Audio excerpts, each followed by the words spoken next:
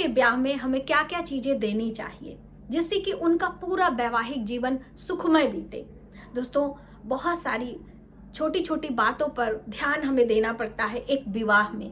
जब हमारे घर बेटी का ब्याह हो चाहे बेटों का ब्याह हो, हमें बहुत सारी चीजों का ध्यान रखना होता है, एक जिम्मेदारी का कार्य होता है। देखिए, बहू हम लाना चाहते हैं, हमारे घर में खुशियां आए, बहू हमारे कुलवंश का वृद्धि करती है, लेकिन किसी की बेटी होती है और हम बेटियां पैदा नहीं करना चाहते हैं, ये गलत बात है। देखिए, बेटियों का कन्यादान करना बहुत ही शुभ कर्म में आता है, बहुत बड़ा दान होता है। इसलिए बेटियों की परवरिश अच्छा करके उन्हें एक नए जीवन में जाने की एक प्रकार से आप उन्हें संस्कार देकर विदा करते हैं, तो वो दो दो घर संभालती हैं। और बहन बेटियां जो होती हैं वो बुध ग्रह की कारक भी होती हैं। इसलिए बेटियां जिनके घर में होती हैं ना, उनका बुध ग्रह बहुत अच्छा होता है। तो इसलिए आप उन्हें खुश रखें और उन्हें मान सम्मान के साथ में प्यार अवश्य दें। नमस्कार, वेलकम टू माय चैनल। मैं हूं मनीषा। दोस्तों, आज की वीडियो स्पेशल है और एक बहन की रिक्वेस्ट पर है। उन्होंने हमें कमेंट किया था कि दीदी एक वीडियो डिटेल में बनाएं, बेटियों के ब्याह में हमें क्या क्या चीजें देनी चाहिए। तो देखिए, वैसे तो बहुत सारी चीजें होती हैं, हम अपने बेटियों के पैदा होते ही इकट्ठा करने लगते हैं, धन संचय करते हैं कि उनके ब्याह में ये देंगे वो देंगे, वो एक अलग चीज है। लेकिन कुछ एक चीजें हमारे वैवाहिक जीवन को अच्छा बनाती हैं, वैवाहिक जीवन को लंबा समय तक सुखमय बीते, इसके लिए भी हम बहुत सारी चीजें देते हैं। जो एक एक रस्में होती हैं उनमें आप ध्यान दीजिए कि सारी रस्में हमारे गुरु ग्रह बृहस्पति को और हमारे शुक्र को मजबूत करने के लिए होती हैं। जैसे कि बेटियों के ब्याह का जो कारक होता है वो गुरु ग्रह बृहस्पति होता है, और पुरुषों यानी लड़कों के ब्याह का जो कारक होता है वो शुक्र ग्रह होता है। और जब उनके जीवन में शुक्र का योग आता है तो विवाह तय हो जाता है, विवाह होता भी है। और लड़कियों के बृहस्पति, इसीलिए लड़कियां आपकी थोड़ी सी बड़ी हों तो उनके रिंग फिंगर में जो ये होती है फिंगर, जिसे अनामिका उंगली के नाम से जानते हैं, एक सोने का रिंग आपको जरूर पहनाना चाहिए। सोने का नहीं है तो पीतल का ही एक रिंग आप पहना के रखें, जिससे उनका बृहस्पति धीरे धीरे अच्छा हो और उनके विवाह तय होने का योग बन सके। पहला उपाय तो यही है। और दूसरा, हल्दी, केसर, गंगा जल का तिलक आपको अपने बच्चों के मस्तक पर हर दिन लगाना चाहिए। मस्तक, गले में यानी कंठ पे, नाभि पर और जबान पर। ये मैंने उपाय के रूप में बच्चों की पढ़ाई लिखाई के लिए भी दिया था। तो ये दो चीजें मैं पहले ही मेंशन कर दे रही हूँ जिससे आपको आसानी हो। अब आइए जानते हैं कि हमें क्या क्या देना होता है। तो देखिए, बेटियों के ब्याह में सबसे ज्यादा तो आपको लाल रंग की चीजें देना चाहिए। लाल रंग मंगल का भी प्रतीक है और सूर्य का भी प्रतीक है। तो आपकी बेटी की स्टेमिना, की बेटी कितना धैर्य पूर्वक ससुराल में रह सकती है, आपकी बेटी का सूर्य मजबूत होता है तो वो अपने ही कार्य से दूसरों को प्रसन्न कर पाती है और अपने एक प्रकार से आप कहिए कि अपने आप को जमा के रख पाती है। तो इसलिए लाल रंग की चीजें ज्यादा से ज्यादा देने का प्रयास करें। काली नीले वस्तुएं ना दें। किसी किसी के आप विवाह में चूड़ियां सगुन के रूप में काली चूड़ियां पहने तो वो एक अलग बात है, लेकिन लाल रंग की ही वस्त्र आपको पहनाने चाहिए। आजकल ट्रेंड में जो आजकल ये हल्के रंग के वस्त्र चले हैं, इन पर आप ना जाएं। दूसरी अहम बात कि आपने अपनी बेटियों के ब्याह में लड्डू, जो रंगीन लड्डू होते हैं ना, अभी फैशन में बहुत सारी चीजें चेंज हो चुकी हैं।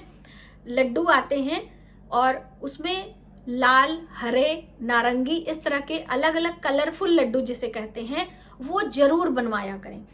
और वो ज्यादा से ज्यादा जितना भी आप देंगे और वो जितने लोगों के मुख में जाएगा, यानी जिसके घर जाएगा वो भी बांटते ही हैं, स्वयं थोड़ी खाते हैं, तो वो उतना ही आपके बच्चे का 9 के 9 ग्रह मजबूत होते हैं। आप ध्यान से देखेंगे कि एक लड्डू बनाने में किन किन चीजों की आवश्यकता होती है, तो 9 के 9 ग्रह बैलेंस होते हैं। इसलिए बेटियों के ब्याह में लड्डू अवश्य दें। और एक होता है खाजा। खाजा आता है, हम लोगों के यहाँ बोला जाता है, जो कि संतोषी माता के उद्यापन में वो खाजा जरूर इस्तेमाल किया जाता है, तो उस खाजा को भी देना चाहिए। लड्डू हमारे 9 ग्रह को बैलेंस करता है और खाजा, पूरा एक खाजा ही शुक्र ग्रह को प्रेजेंट करता है। खाजा खाने में मीठा होता है और मैदे से बनाया जाता है, तो इसलिए खाजा और लड्डू जरूर दें अपनी बेटियों के ब्याह में। दूसरी अहम बात, अपनी बेटियों के ब्याह में शीशा मिरर जो होता है वो अवश्य दें। वैसे तो नियम भी है, अभी जैसे विलेज एरिया में अभी किसी के यहाँ बेटियों का ब्याह होता है, चाहे मोहल्ले में किसी सगे संबंधी के यहाँ, तो जितने रिलेटिव होते हैं वो साड़ी, कपड़ा, पैसा, दक्षिणा के साथ में साबुन, शैम्पू, शीशा, कंघा, ये सब कुछ लेकर आते हैं। तो वो जो शीशा कंघा होता है वो हमारी बेटियों के ब्याह में बहुत आवश्यक होता है। जितना अधिक मिरर हम अपनी बेटियों को देते हैं उनका वैवाहिक जीवन आगे बहुत ही सुखमय रहता है। इसलिए आप कुछ दें या ना दें, जो बड़ा मिरर ड्रेसिंग होता है उसको भी आपको देना चाहिए, और छोटे छोटे मिरर भी, डिजाइनर भी आप दे सकते हो, सिंपल भी दे सकते हो, जैसा भी आपका बजट हो। शीशा तो शीशा ही होता है, तो इस तरह से आप उन्हें दें। और दोस्तों, शीशे से बात याद आई कि अपनी बेटियों के पर्स में भी आपको एक शीशा रखना चाहिए। ठीक है, एक गोल या चौकोर कोई भी शीशा हो वो चलेगा। इससे उनके धन में वृद्धि होती रहती है ना। धन बच्चों के पर्स में हम रखते हैं, चौकोर टुकड़ा रखते हैं, चांदी का सिक्का रखते हैं, हरी इलायची रखते हैं, बहुत सारी चीजें मैंने पर्स की वीडियो में बताया है, तो वो आप देख सकते हैं।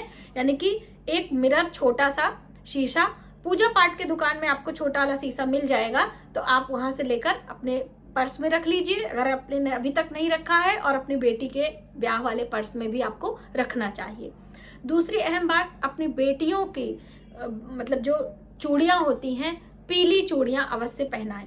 जैसे कि विवाह के समय पीली साड़ी पहन के विवाह करने का बात है, तो पीली साड़ी और पीली चूड़ी पहनाएं। और विदाई के समय लाल रंग की चूड़ियां पहनकर विदाई होती है। तो कभी कभी क्या होता है कि किसी किसी के यहाँ रस्म होती है कि हम सुबह चूड़ियां पहनाएंगे चौके में, जैसे होता नहीं है, मामा जी चूड़ियों पहनाने के पैसे देते हैं, इस तरह जो शगुन है वो अलग बात है।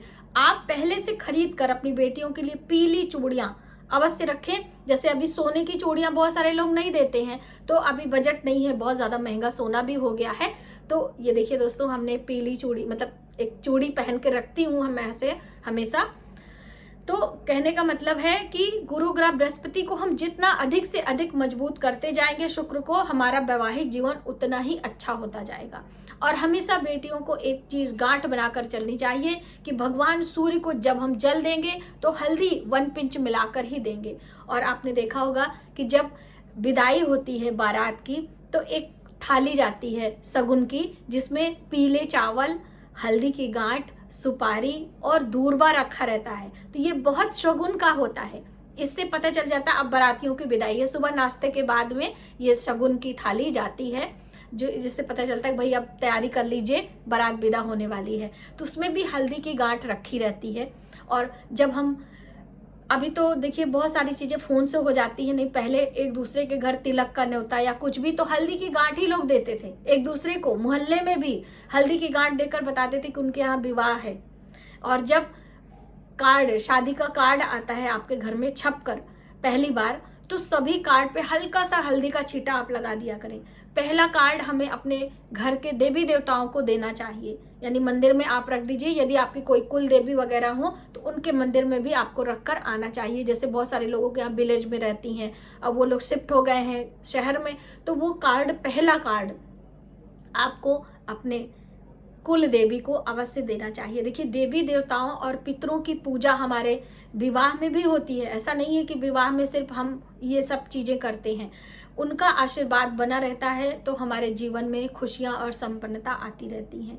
और बताशे देना ना भूलें दोस्तों, लड्डू, खाजा और बतासा, ये पहले के जितने भी, आप चाहे आपके पास ज्यादा धन है या कम धन है, लेकिन बेटियों के ब्याह में विदाई के समय लड्डू, खाजा, बतासा दिया ही जाता था। लेकिन अभी तो बताशे का ट्रेंड ही खत्म हो गया, पूरा विवाह हो जाता है, बताशे का दर्शन ही नहीं होता है।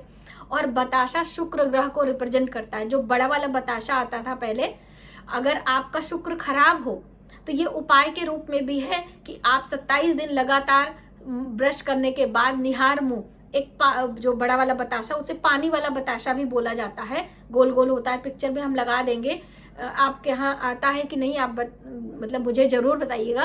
तो वो पानी वाला बताशा यदि हम पानी में डिप करके खाते हैं तो उससे हमारा शुक्र मजबूत होता है। अक्सर पूजा पाठ में, देवियों की पूजा में देखा होगा आपने, छोटे छोटे बताशे चढ़ाए जाते हैं, वो यही रीजन है। अभी इन सब चीजों का धीरे धीरे महत्व और उपयोगिता हम समझते ही नहीं हैं कि इनका क्या महत्व है। जो छोटी इलायची दाना होता है, जिसे कहते हैं इलायची दाना, वो भी शुक्र को रिप्रेजेंट करती है, इसीलिए पूजा पाठ में अक्सर नारियल के साथ में इलायची दाना चढ़ता है मंदिरों में। मिठाई एक अलग अपना स्थान है, लेकिन ये इलायची दाना, बताशा, इसका अलग महत्व होता है। ठीक है, तो आपको अपनी बेटियों के ब्याह में जो भी आप भव्यता और सौम्यता करें वो एक अलग बात है, लेकिन पीले रंग, पीली चूड़ियाँ, बताशे, 9 रंग वाले लड्डू, और लड्डू में पैसे डाल के लोग समधन को देते थे। 5 लड्डू उसके अंदर ऐसे मिट्टी का दियाली डाल के उसके अंदर पैसा डाल के उसको बांधते थे। घर ही में तो सब काम होता था, अभी तो सब हलवाई करते हैं। कोई कोई जो वैसे हलवाई होते हैं उन्हें पता होता है कि 5 लड्डू समधन को एक शगुन के रूप में भी ये सारी चीजें दी जाती हैं। तो कहने का अर्थ है कि हम अपनी बेटियों के ब्याह में इन सब बातों का यदि हम ध्यान रखते हैं तो निश्चित ही उनका वैवाहिक जीवन सुखमय होता है। और दोस्तों, सारी बातें आपके संस्कार में होती हैं कि आपने अपनी बेटी को कैसा संस्कार दिया है, वो अपनी चीजों को कैसे मैनेज कर सकती है, आपने उसको कैसे तालीम दी है, कितनी शिक्षा दी है। और हर बेटियों को आपको अपने पैर पर खड़ा होने सिखाना चाहिए, यानी कि ऐसी शिक्षा दीक्षा उनकी हो कि 4 पैसे वो अर्न कर पाए, किसी के भरोसे नहीं रहना चाहिए। समय बदल चुका है तो हमें भी बदलना चाहिए। ठीक है, तो मुझे उम्मीद है कि आपकी ये रिक्वेस्ट मैंने फुलफिल की है और सभी बातें मैनेज करने का प्रयास किया है। आज की वीडियो में बस इतना ही। यदि हमारी जानकारी आपको थोड़ी सी भी हेल्पफुल लगे तो प्लीज ज्यादा से ज्यादा लोगों में वीडियो को शेयर करें, आने वाले वीडियो के लिए सब्सक्राइब करें। मिलते हैं एक नई जानकारी के साथ नए वीडियो में। तब तक आप अपना और अपने परिवार का ख्याल रखें। जय माता दी।